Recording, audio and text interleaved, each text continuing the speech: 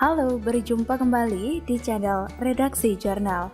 Setelah bikin gaduh, Partai Demokrat bela mati-matian. Akhirnya Ade Sapohan minta maaf. Ditulis oleh tim redaksi dari berbagai sumber. Belakangan ini istri Ketua Umum Agus Harimurti Yudhoyono, Ade Sapohan, memang kerap menuliskan cuitan berkaitan dengan pandemi COVID-19 di akun Twitter pribadinya. Bahkan tidak sedikit cuitan mantan artis tersebut yang memberikan kritik keras kepada pemerintah. Tidak tanggung-tanggung, Ade Sapohan juga sempat mengunci akun Twitternya karena kerap diserang oleh netizen. Baru-baru ini cuitan Ade Sapohan juga ramai dibanjiri kritik karena dianggap salah kutip ayat Al-Quran pada surat Al-Baqarah. Dalam cuitannya, seperti dilihat pada Minggu 25 Juli 2021, Ade Sapohan mengutip surat Al-Baqarah mengenai kekejaman fitnah. Dan fitnah lebih sadis daripada pembunuhan. Quran surat Al-Baqarah 2 ayat 291. Kutipan itu banjir koreksi dari warganet lantaran sebenarnya surat Al-Baqarah dalam Al-Quran hanya terdiri atas 286 ayat saja. Sementara itu, dalam surat Al-Baqarah yang menjelaskan tentang fitnah terdapat pada ayat 191, bukan 291. Sontak unggahan Ade Sapohan itu pun dibanjiri komentar warganet yang menyindirnya. Mbak Nisa, jumlah ayat pada surat Al-Baqarah itu cuma 286 ayat mbak, nggak nyampe 291. Tulis salah seorang warganet. Ceritanya mau jadi ustazah tapi salah kutip jumlah ayat surat Al-Baqarah. Belajar yang benar dulu neng, ntar malah jadi fitnah buat sendiri. Timpal warganet yang lainnya. Kemudian ada pula dari warganet lain yang memberikan sindiran. Ayat aja di markup ya. Ya ampun, kebangetan banget sih. Namun tak sedikit pula warganet yang berprasangka bahwa Ade Sapohan tipe saat menuliskan kutipan ayat tersebut dengan melampirkan sebuah tanggapan layar artikel berita yang juga salah menuliskan ayat 291 bukan 191. Melihat cuitannya yang sudah ramai dibanjiri oleh hujatan dari warganet, sontak Nyonya Ahaye tersebut pun langsung memberikan klarifikasi dan minta maaf. Mantan presenter Ade Sapohan itu pun juga menyampaikan permintaan maaf karena kesalahan pengutipan ayat dalam unggahannya.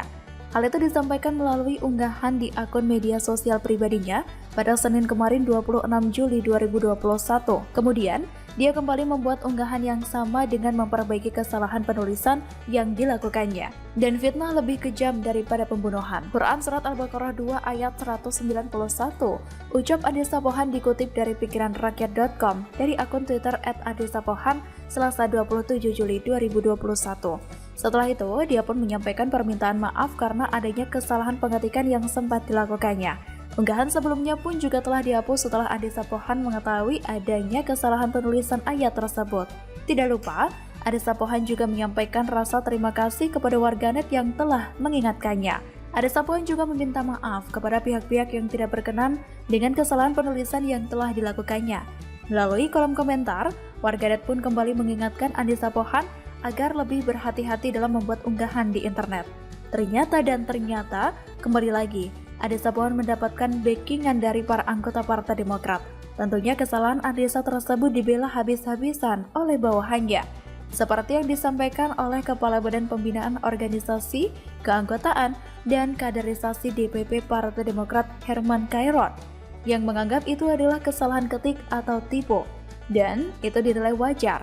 Bahkan tidak tanggung-tanggung, Herman menilai tidak semua netizen yang mengkritik Ade Sapohan bertujuan memperbaiki. Menurutnya, ada saja buzzer yang tidak suka dengan Ade Sapohan, sehingga terus berpandangan negatif. Wah, bedanya netizen dengan Ade Sapohan yang mengkritik pemerintah lalu apa? Wajarlah kalau mereka yang disebut buzzer marah, ya habisnya Nyonya Cika seringkali memancing emosi mereka yang oleh Partai Demokrat disebut buzzer. Apalagi terkait cuitan berikut ini. Untuk buzzer rupiah kurang ilmu, ini maksud saya tentang kawal penyimpanan vaksin Moderna. Karena Moderna yang baru kita dapatkan ini, vaksin tipe mRNA. Beda cara penyimpanannya dengan Sinovac tipe vaksin virus yang dimatikan. Aduh, maaf bahasa Inggris, yang gak paham bisa minta terjemahin ke anak saya. Tulis Anissa. Bagaimana menurut Anda?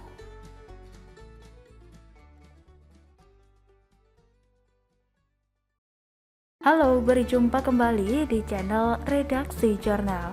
Tak tahu malu, Demokrat malah lempar bola panas hambalang ke Jokowi. Ditulis oleh Sardi di steward.com. Kalau saya menyebut Demokrat atau SBY, apa yang ada di benak Anda pertama kali? Pasti banyak, tapi tidak akan jauh-jauh dari kata prihatin, mangkrak, dan mahakarya Candi Hambalang. Ini bukan saya yang bilang, hanya pengamatan saya selama bertahun-tahun ketika publik menyindir kelompok ini. Apalagi soal Hambalang, entah kenapa ini sudah melekat erat dengan mereka. Sudah jadi semacam hak paten, dan ini jugalah yang membuat mereka jengah dan jadi seperti cacing kepanasan tiap kali disinggung soal itu. Baru-baru ini Demokrat mulai jengah karena terus disalahkan terkait kasus korupsi Hambalang yang terjadi di masa pemerintahan SBY. Kepala Badan Komunikasi Strategis atau Bakomstra Partai Demokrat Hersaki Mahendra mengatakan, pembangunan Hambalang bisa dilanjutkan pada masa Presiden Jokowi, dan dia menyebut Presiden Jokowi yang membuat proyek tersebut mangkrak. Hambalang bisa diteruskan, tapi dibuat jadi candi oleh Presiden Jokowi. Katanya, merespon sindiran dari Denny Siregar yang menyebut kasus Hambalang akan selamanya muncul dalam hidup SBY. Kader Partai Demokrat lainnya Yan Harahap juga menyebut kasus Hambalang telah selesai dan KPK telah menyerahkan kepada Jokowi untuk dapat diteruskan pembangunannya, tetapi tak dilanjutkan oleh Pak Jokowi. Sengaja dimangkrakan. Wallahu a'lam. Jadi dapat disimpulkan yang bikin mangkrak Hambalang adalah Pak Jokowi, kata Yan Harahap. Wakil Sekretaris Jenderal Partai Demokrat Renanda Bahtar yang menyebut sudah jadi kewajiban pemimpin setelah SBY untuk melanjutkan pembangunan Hambalang, karena di sisa era SBY tak bisa atau boleh dilanjutkan karena masih dalam proses hukum. Jika hingga akhir 2024 tak selesai, kita tahu siapa yang bikin ini mangkrak. Katanya, memang sih KPK sudah memberikan lampu hijau untuk melanjutkan pembangunan Hambalang. Pada awal tahun ini, Menpora Zainuddin Amali juga mengatakan ada rencana untuk melanjutkan pembangunan Hambalang menjadi tempat untuk sentra atlet senior dan atlet elit yang sudah siap bertanding. Tapi menurut saya tidak segampang itu, karena bangunan tersebut sudah lama mangkrak dan harus dilakukan audit fisik bangunan. Karena ada kabar yang mengatakan bangunan tersebut sebagian ambruk dan amblas, entah karena konstruksi yang tidak sesuai spek atau faktor alam. Intinya, bangunan ini memang sudah bermasalah sehingga dihentikan, terutama masalah hukum sehingga banyak yang terlibat di dalamnya. Maklum bro, proyek triliunan sih. Melibatkan siapa? Silahkan cek sendiri dari partai mana. Tapi Demokrat ini benar-benar tak tahu malu. Kadernya kompak dan seragam membela partainya dan SBY dari isu Hambalang dan tanpa malu melemparkan kesalahan ke Jokowi. Partai ini memang pantas nyungsep, karena memang kebanyakan kadernya terlalu munafik dan tak becus dalam menanggapi sesuatu. Ada yang sebagian tak beres. Wajar, partai ini makin lama makin nyungsep perolehan suaranya. Dari angka 20% hingga nyungsep menjadi 7% di tahun 2019. Mudah-mudahan kalau begitu terus cara Demokrat bertingkah kayak bocah, suaranya bisa mencapai rekor 3%-an di tahun 2024. Sehingga sang ketum bakal merengek dan tak bisa tidur nyenyak membayangkan kursi presiden yang tak terjangkau. Masa kualitas Demokrat makin murahan begini? Jelas-jelas ini adalah upaya lempar masalah, yaitu sebab dan akar masalah ke orang lain. Hambalang dulu dihentikan karena masalah hukum. Kok bisa? Tanyalah pada Demokrat. Kalau tidak ada masalah itu, sudah pasti Hambalang tidak akan jadi bangunan angker. Kalau perencanaan bagus dan teliti, tidak akan bermasalah secara hukum.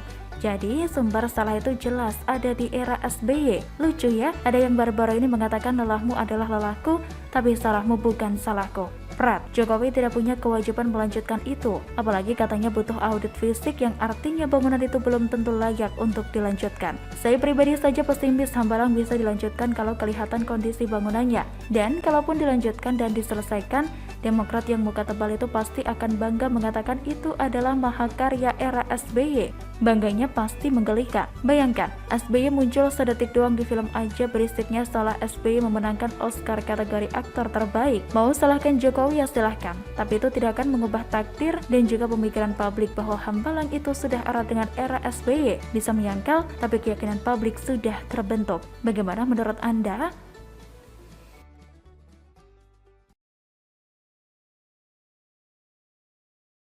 Halo, berjumpa kembali di channel Redaksi Jurnal. Skakmat netizen kepada Andisa Pohan yang doyan nyinyir tanpa solusi. Ditulis oleh Ferry Patli di SeaWorld.com. Entah apakah ini strategi Partai Demokrat ataukah memang tabiat keluarga AHY yang tukang nyinyir. Karena satu keluarga itu, mulai dari bapaknya, anaknya, serta istrinya nyinyir semua. Bahkan saudara AHY Ibas yang menurut Andre Rosiade jarang hadir di rapat komisi itu juga ikut-ikutan nyinyir. Lantas, seperti apa konten nyinyir yang diproduksi oleh anggota keluarga sang mantan tersebut? Kita mulai dari AHY.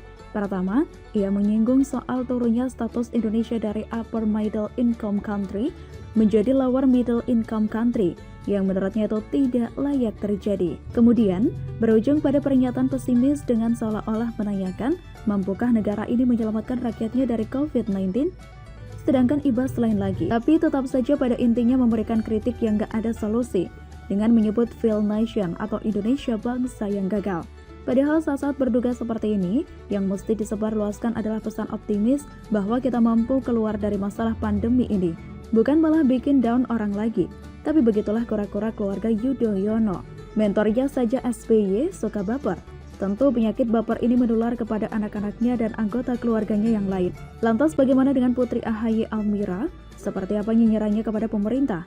Bikin surat terbuka kepada Presiden meminta agar diterapkan lockdown dalam rangka menangani pandemi COVID-19. Pertanyaannya, bagaimana mungkin anak SD sudah mengerti soal lockdown? Menurut hemat penulis sih, kalau teman-temannya yang lain sesama anak SD juga diberi tugas yang sama oleh guru, yakni bikin surat terbuka, pasti tidak akan ada yang membahas soal lockdown. Karena istilah lockdown itu tidak ada di kamus anak SD Ferguson.